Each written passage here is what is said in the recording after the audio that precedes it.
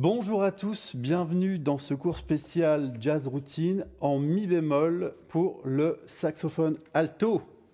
Et oui, j'ai repris le saxophone alto, j'en ai joué longtemps quand j'étais petit, de 8 ans à 18 ans en fait, en faisant de la musique classique, en jouant de la musique classique, et ensuite pour le jazz, je suis passé au ténor.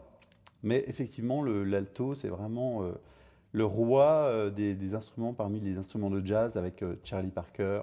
Alors, le Jazz Routine est un document papier ou numérique, ça dépend comment vous le commandez. Ce bouquin que j'ai écrit, je l'ai écrit pour organiser mon travail. Donc pour moi, jouer, organiser, progresser. Voilà comment ça se passe. Et après des années quand même de recherche pour faire des progrès, pour trouver des façons de progresser, parce que comme tout le monde, j'ai travaillé à droite, à gauche, plein de choses, et puis au final, je me retrouvais à toujours pas savoir jouer, ou pas avoir compris comment ça se passait. Donc en fait, avec cette méthode, finalement, j'ai écrit ce que je pense être pour moi une méthode qui me sert à progresser tous les jours avec un travail organisé. Le jazz routine se décline en 7 parties et la première est préparation. Donc avant tout, on va se connecter à l'instrument. Donc avec le saxophone alto, je vais me connecter avec un sol. Alors pourquoi sol? J'estime que la plupart des morceaux qu'on va jouer avec le saxophone alto sont en sol majeur. Et donc pour se connecter à l'instrument, on joue un sol. Et tout de suite après avoir joué cette note sol, je vais jouer la gamme qui s'appelle sol majeur diminué. C'est une gamme qui me met d'emblée dans l'ambiance harmonie plus rythme. Voilà, tout de suite, on rentre dans le vif du sujet avec une phrase, un tempo. Pourquoi il y a la note en plus? Pour que les notes tombent sur le temps. 3, 4. Voilà, et ça va être vraiment super important tout au long de cette méthode de comprendre que les notes qui tombent sur le temps sont les notes qui font sonner l'harmonie. On peut taper du pied pour jouer la gamme. 3, 4.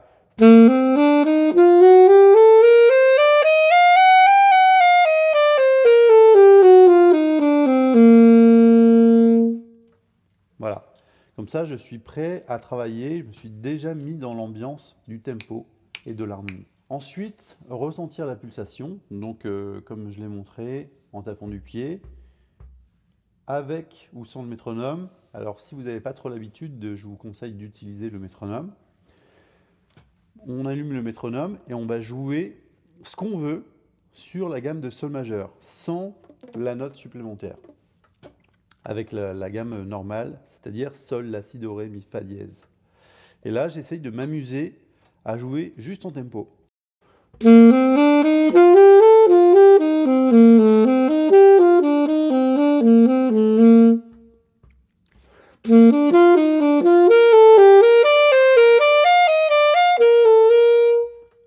Voilà, ça c'est des exemples que j'ai écrits. Après, vous pouvez jouer des petites phrases très courtes.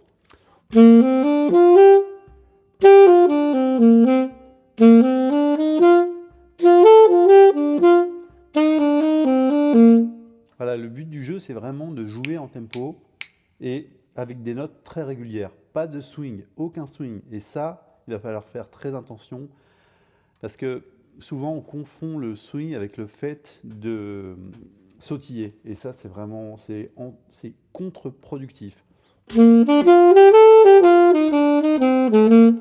Et on va se retrouver à jouer ce genre de choses. Et ça marche pas du tout. Et c'est pas beau, quoi. On verra plus tard comment on peut swinger. Parce que le swing, c'est plus une affaire de phraser que le fait de sautiller. Alors, maintenant, on va continuer à jouer en ressentant la pulsation, en tapant avec le pied, en suivant le métronome, et en rajoutant notre note en plus. Notre note en plus, par rapport à sol majeur, c'est ré dièse. Ça veut dire qu'on va jouer ré bécard et ré dièse. Le fait qu'on rajoute une note, ça nous permet d'avoir la tonique sur le premier temps, à l'arrivée et au départ. Voilà, comme ça, je suis bien calé. Donc maintenant, j'essaye d'utiliser cette note. Et vous allez voir que quand on utilise cette note, par moment, on a envie de jouer d'autres chromatismes.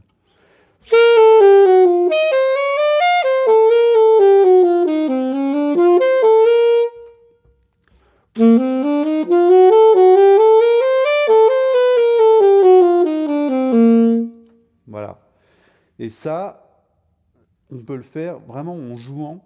On laisse son intuition jouer avec la gamme. On n'essaye pas de jouer la meilleure phrase du monde ou de trouver quelque chose d'original. On joue. Ce qui est important pour nous, c'est de suivre le tempo en utilisant les notes qu'on a choisies.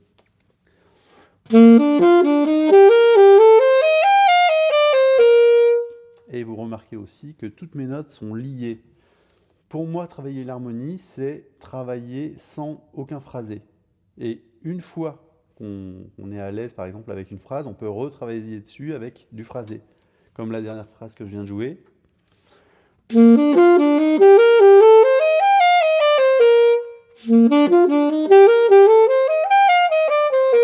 Voilà. Parce que si je veux jouer avec des accents, il faut que je travaille des accents. Si je veux jouer avec du détaché, il faut que je travaille le détacher et surtout à quel moment je vais détacher les notes pour que ça soit quelque chose que je contrôle. Visualiser deux mesures. Donc pour visualiser deux mesures, on va jouer un riff sur la première mesure et compter la deuxième mesure. 1, 2, 3, 4. 1, 2, 3, 4.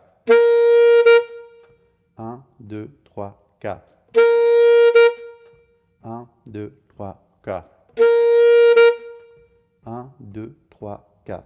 Voilà, de cette façon-là, je vais enregistrer, mon corps va enregistrer l'information.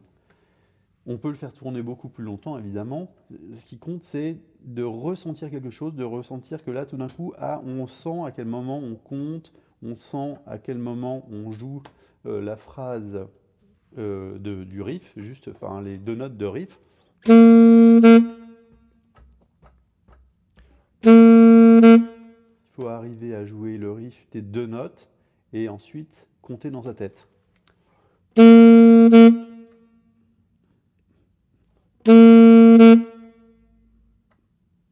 Voilà. Une fois qu'on a compris l'exercice, on va pouvoir rajouter une phrase sur la deuxième mesure.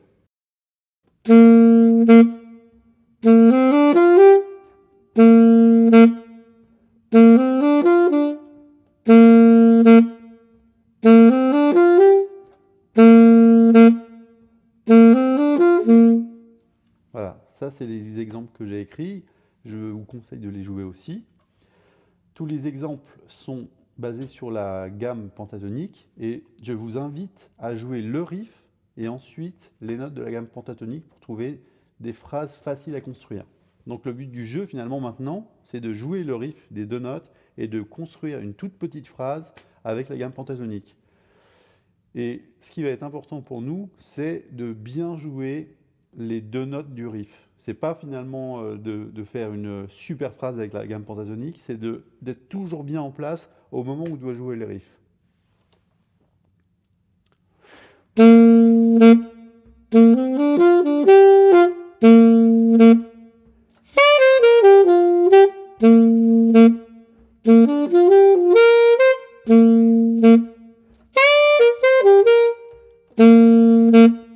Voilà, je tourne autour du riff et je réponds avec une phrase. Et ça, c'est vraiment plus un jeu qu'un exercice. Parce que moi, personnellement, je pourrais faire ça longtemps. Et ça m'amuse d'un côté, jouer une basse dynamique et de l'autre côté, répondre avec une phrase. Et ça, je pourrais le faire dans plein de tonalités. Il y a vraiment plein de façons de faire. Allez, on va se le faire dans 2-3 tonalités.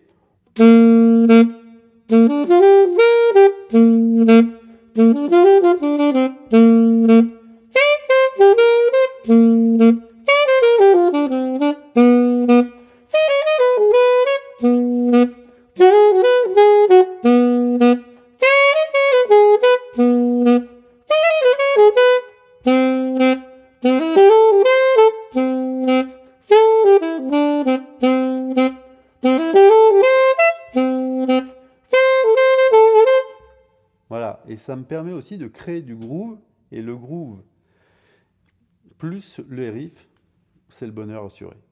Alors, jouer sur la gamme majeure. Donc là, notre gamme à cette note, sol majeur, une mesure, et ensuite deux mesures.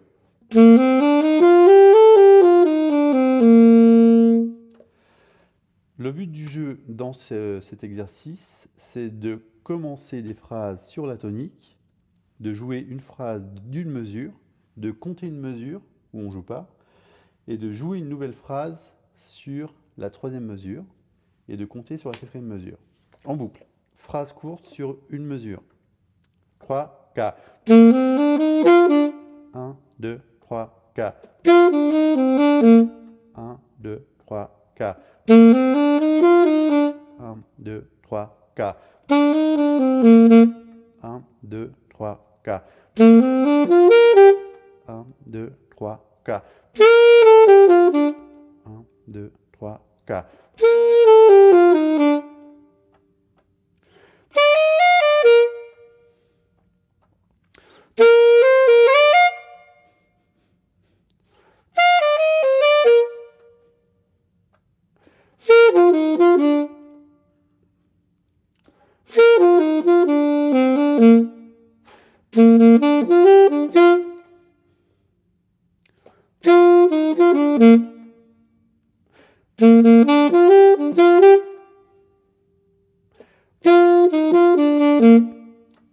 Voilà, vers la fin, je me suis permis de jouer en anacrouse, ça veut dire un temps avant la mesure où je dois jouer, j'ai joué un début de phrase. 1, 2, 3. 1, 2, 3. Voilà. Et si j'ai bien conscience de tout ça, de jouer par exemple cette anacrouse, alors j'enregistre l'information 1, 2, 3, ta, da, da. Voilà, j'enregistre des informations comme ça rythmiques qui vont ensuite me permettre d'avoir du choix quand je voudrais jouer des phrases, quand je voudrais improviser des phrases, de les jouer un peu où je veux. Développer le son et la connaissance des intervalles. Donc là, on va travailler diatoniquement, c'est-à-dire en sol majeur, et on va jouer des secondes ascendantes et descendantes. C'est-à-dire qu'on joue tonique, 9e tonique, ensuite 7e, tonique 7e, etc. Le but aussi de ces exercices, c'est de jouer 4 temps chaque note et de garder une mesure où on ne joue pas pendant 4 temps, en gardant le bec dans la bouche. Ça, c'est vraiment la donnée la plus importante.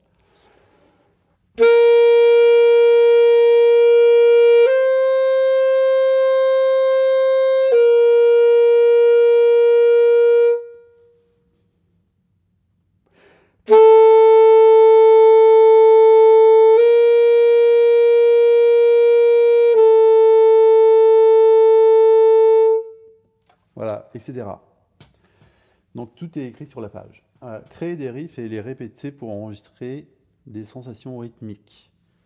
Là, on va jouer des riffs pendant une mesure, ne pas jouer pendant une mesure, jouer les riffs pendant une mesure, ne pas jouer pendant une mesure.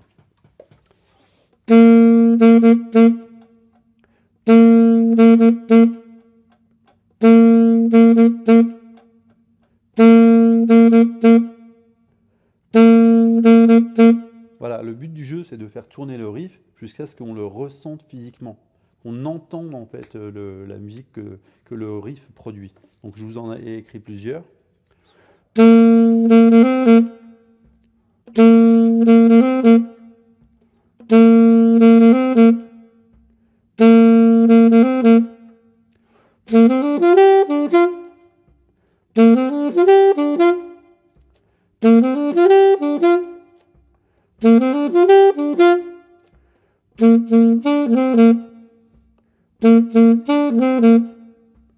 Maintenant, un peu plus long.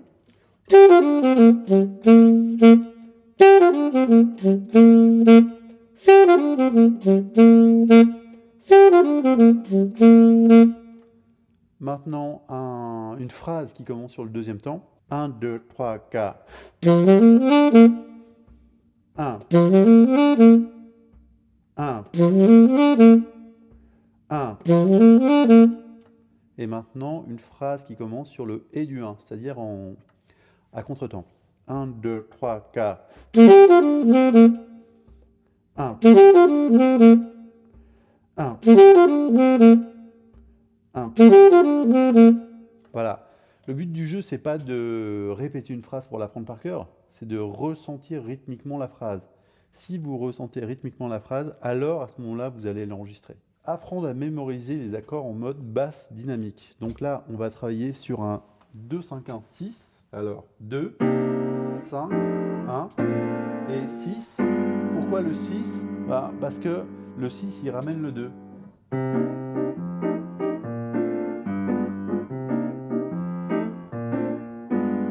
Encore 3, 4.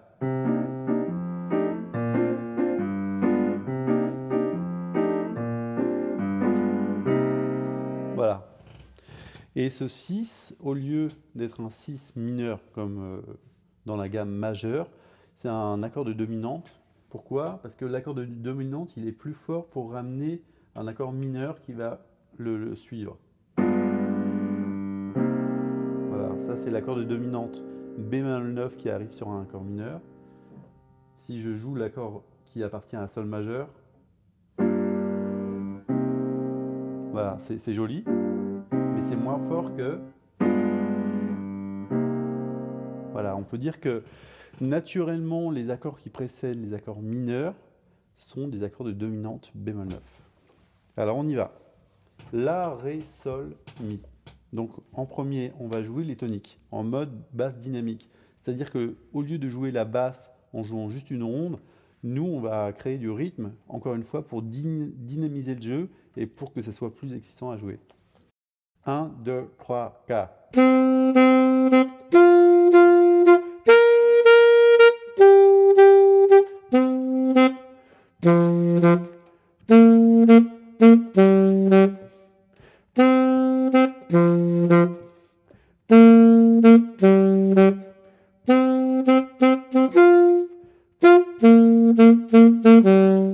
Là, je vous ai écrit 4 exemples, mais vous pouvez vraiment en trouver plein. Maintenant, on va jouer la tonique et la tierce.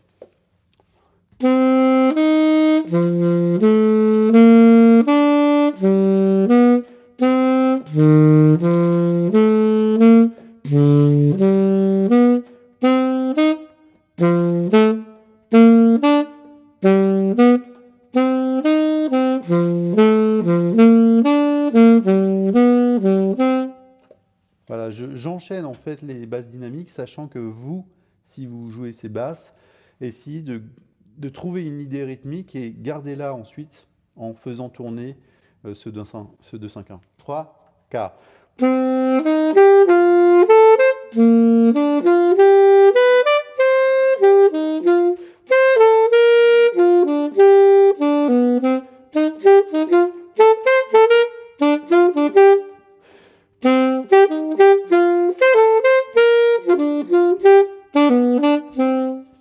Vous avez entendu qu'il y a un moment, je n'ai pas joué la mesure entière. Je peux jouer juste le premier temps, respirer pendant une mesure et reprendre. Je ne suis pas obligé de jouer en non-stop. Alors maintenant, tonique, tierce, quinte et septième.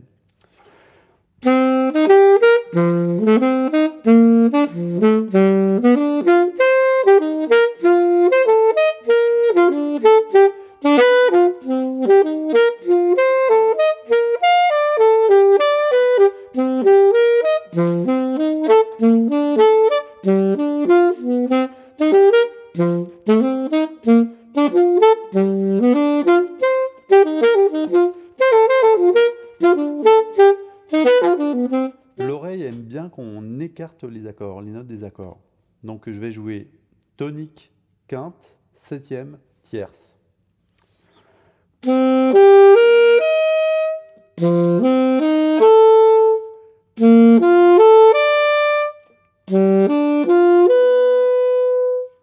C'est un peu comme ce que je vais appeler plus tard le mode Bach.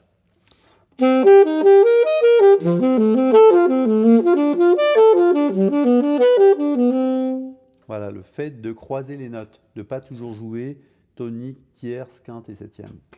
Deuxième partie, les notions et éléments indispensables.